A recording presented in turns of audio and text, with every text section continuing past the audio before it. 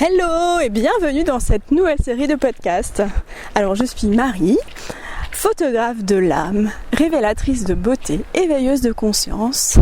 Et j'ai deux credos qui me portent au quotidien, c'est j'ai peur mais j'y vais quand même et tout est possible. Parce que je crois profondément que quand on fait des choses avec le cœur et quand on a l'élan, quelque chose en soi, je pense que tout est possible. Et j'ai une petite phrase que j'adore dire, c'est que derrière la peur, l'âme agit. Et ça, je l'ai vérifié tellement de fois que maintenant je peux le proclamer haut et fort. Alors aujourd'hui, je me lance dans le podcast parce que ça fait quand même un petit moment que j'y pense et que je n'ose pas en fait. Complètement contraire, j'ai peur mais j'y vais quand même, tu vois. J'ose pas parce que je me dis bon, est-ce que ça va être bien, puis j'ai commencé un peu de vidéos sur YouTube, si je me mets à faire des podcasts, mais en fait je pense que j'aime bien la créativité bordélique, tu vois. Parce que là, même avant d'enregistrer là, je me suis dit ah ouais, mais si je commence à faire des podcasts, il va falloir que je poste tous les jours.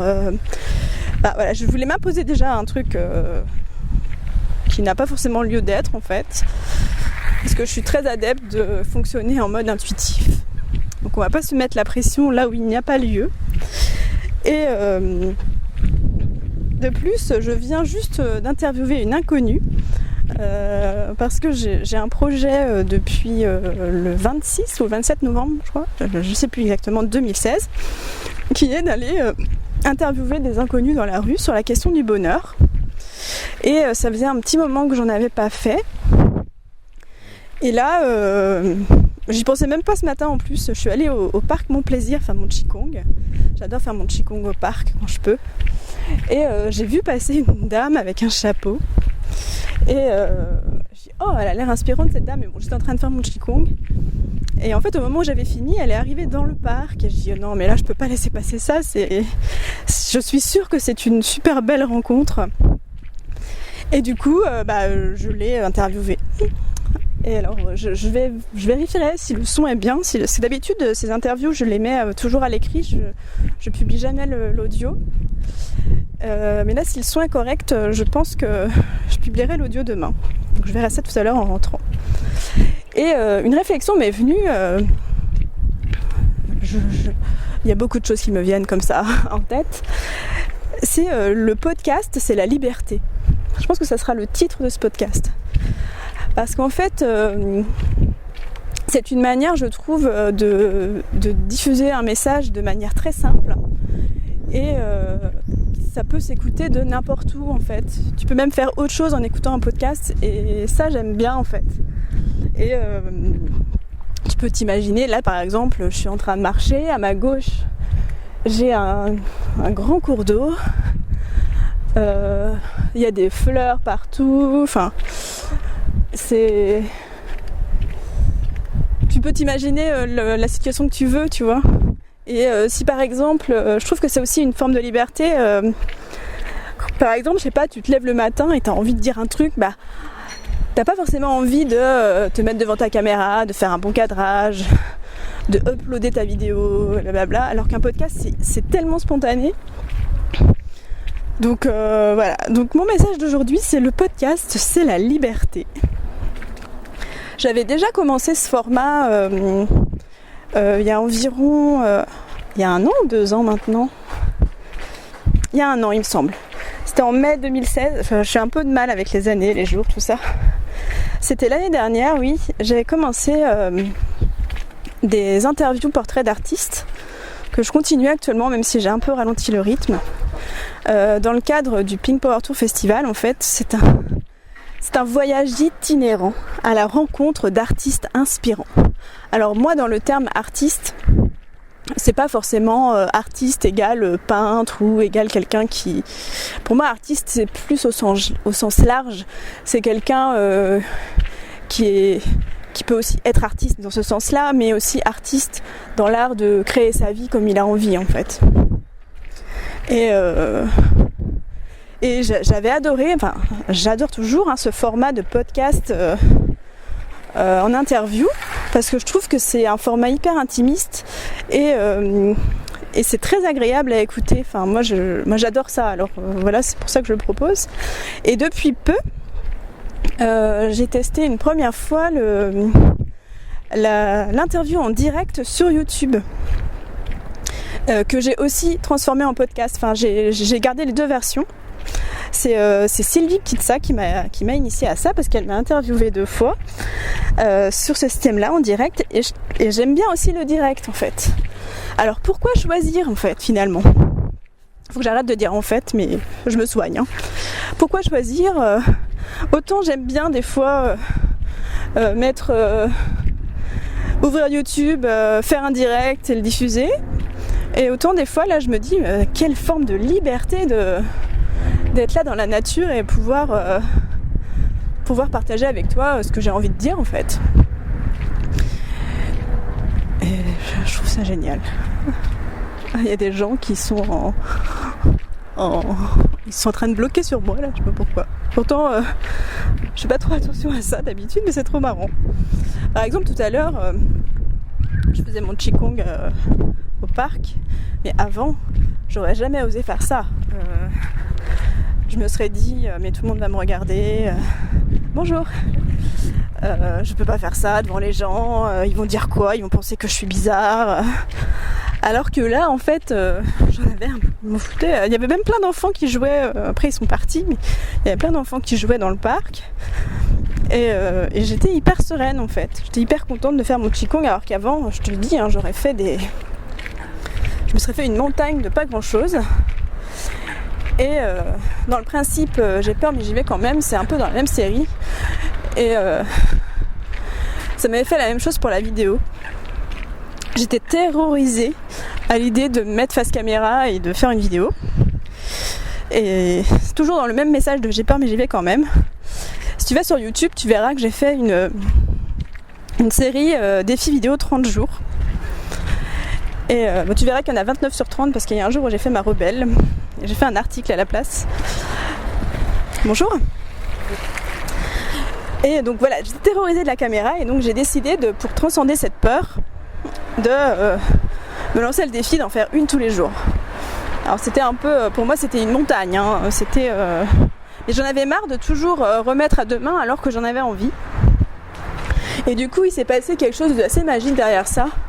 Déjà j'ai réussi mon défi, même si j'ai loupé une fois une vidéo, bon, on va pas pour moi je l'ai réussi mon défi parce que ça m'a aidé à plein de choses. Non seulement ça m'a détaché de la perfection, parce qu'au tout début je passais 15 plombes à cadrer, etc. Enfin, je me reprenais à 3-4 fois. Et au bout d'un moment, en faisant un rythme tous les jours, tu peux pas... sauf que moi j'ai autre chose à côté. Enfin, j'écris pour mon blog, j'écris pour mon bouquin, je travaille pour mes clients. Enfin, il y a des jours, t'as juste 5 minutes pour faire ta vidéo, quoi. Donc t'as pas trop le choix. Et du coup, moi ça m'a bien transcendé cette peur. Et je pense que si j'avais pas fait ça, j'oserais pas faire des directs sur YouTube quand j'ai envie, quoi. Donc le message, c'est aussi oser et puis se détacher de la perfection, parce que de toute façon, là le son, je sais pas ce que ça va donner parce que je suis à côté de travaux. Donc juste au moment où je parle de se détacher de la perfection, je trouve ça assez drôle.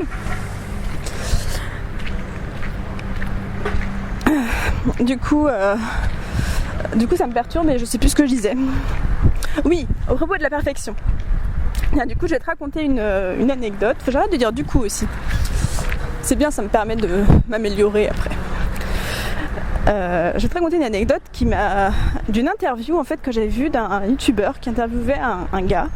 Alors j'arrive plus à me rappeler le nom de ce gars et j'ai essayé de rechercher l'autre jour et j'ai pas trouvé. En tout cas, il y a une chose qui m'a marquée dans cette interview. C'était un monsieur qui enregistrait des podcasts tous les matins. Il enregistrait 5 minutes de podcast et il publiait ça sur son blog à l'époque. Et au tout début, pas grand monde le suivait. Il s'en foutait, il s'entraînait, quoi. Il publiait quand même, quoi. Donc il y avait quelques amis à lui qui l'écoutaient. peut-être sa mère, enfin vraiment un cercle assez restreint. Comme à chaque fois que tu débutes quelque chose, au début il n'y a que ton entourage qui écoute, ou alors personne si tu partages à personne, quoi. Et donc ses copains se foutaient un peu de lui. Ils lui disaient non mais ton son il est vraiment pas terrible, ou alors non mais là on entend ta chasse d'eau, ça fait pas du tout professionnel. Enfin, il le critiquait, bon c'était bienveillant, enfin il ne voulait pas du mal en lui disant ça, mais il se foutait un peu de lui. Mais lui il continuait quand même. Et en fait petit à petit il a augmenté au fur et à mesure sa communauté, et avec les retours qu'il a eus, il a pu s'améliorer. Ce qui fait qu'au bout d'un an, il avait déjà beaucoup plus de monde qu'au tout début qui le suivait, et il a pu s'améliorer de manière assez fulgurante, si j'ose dire.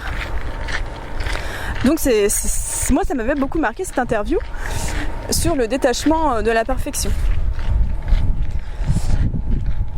Et du coup voilà, je me rappelle plus du nom du mec, mais il m'a marqué dans ça. Et je trouve que c'est un super bon exemple pour oser justement, et puis passer à l'action même si ce n'est pas parfait en fait. Donc voilà. Donc aujourd'hui j'annonce que j'ose lancer des podcasts, parce que le podcast c'est la liberté, et puis on verra bien ce que ça donne. Et je pars du principe que les personnes qui ont besoin d'entendre ce message, il arrivera jusqu'à elles, et puis peut-être que demain j'écrirai un article, peut-être que j'écrirai un article, je ferai une vidéo YouTube et un podcast dans la même journée, je ne sais pas en fait. Là pour une fois j'ai pas tellement envie de me donner de règles strictes, à part que j'ai envie de diffuser mon message un peu tous les jours.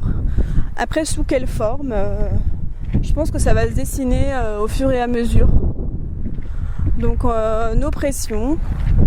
Et je trouve que l'été entre autres c'est quand même, je trouve, assez propice pour tester des choses, parce que le monde est un peu ralenti, vu qu'il y a beaucoup de gens qui sont en vacances. Les choses vont plus lentement. Alors je sais pas si ce sont les énergies actuelles ou si c'est le fait que ce soit les vacances. Mais en tout cas il y a un appel à beaucoup plus de lenteur, je trouve. Donc voilà, si tu as envie de tester un truc, vas-y, fais-le.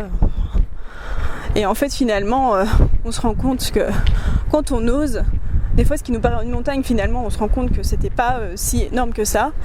Et derrière ça il y a toujours quelque chose, une magie, enfin quelque chose qui se déclenche en fait quand on ose faire les choses. Voilà, c'est tout ce que j'ai à dire pour aujourd'hui. Donc là je vais finir ma promenade au calme. Je suis super contente de démarrer cette nouvelle série. Et puis je te dis à bientôt pour de nouvelles aventures. Alors soit pour de vrai, soit en vidéo, soit en écrit sur mon blog, soit en podcast. Quoi qu'il en soit, demain je te présenterai une inconnue très joyeuse et qui est très inspirante. Et donc à très bientôt. Prends soin de toi and good vibes for you.